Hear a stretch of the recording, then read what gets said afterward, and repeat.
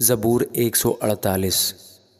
خداوند کی حمد کرو، آسمان پر سے خداوند کی حمد کرو، بلندیوں پر سے اس کی حمد کرو، اے اس کے فرشتوں سب اس کی حمد کرو، اے اس کے لشکرو سب اس کی حمد کرو، اے سورج، اے چاند اس کی حمد کرو، اے نورانی ستاروں سب اس کی حمد کرو، اے فلک افلاک اس کی حمد کرو، اور تو بھی اے فضا پر کے پانی، یہ سب خداوند کے نام کی حمد کریں، کیونکہ اس نے حکم دیا اور یہ پیدا ہو گئے۔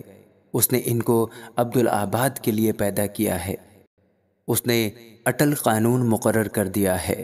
زمین پر سے خداوند کی حمد کرو، اے اژدہاؤ اور سب گہرے سمندروں، اے آگ اور اولو، اے برف اور کہر، اے طوفانی ہوا جو اس کے کلام کی تعمیل کرتی ہے، اے پہاڑوں اور سب ٹیلوں، اے میوہ دار درختوں اور سب دیوداروں، اے جانوروں اور سب چوپایوں، اے ریگنے والوں اور پرندوں، اے زمین کے بادشاہوں اور سب امتوں، اے عمرا اور زمین کے سب حاکموں،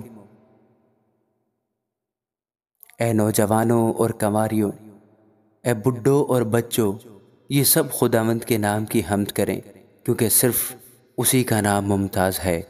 اس کا جلال زمین اور آسمان سے بلند ہے، اور اس نے اپنے سب مقدسوں یعنی اپنی مقرب قوم بنی اسرائیل کے فخر کے لیے اپنی قوم کا سینگ بلند کیا۔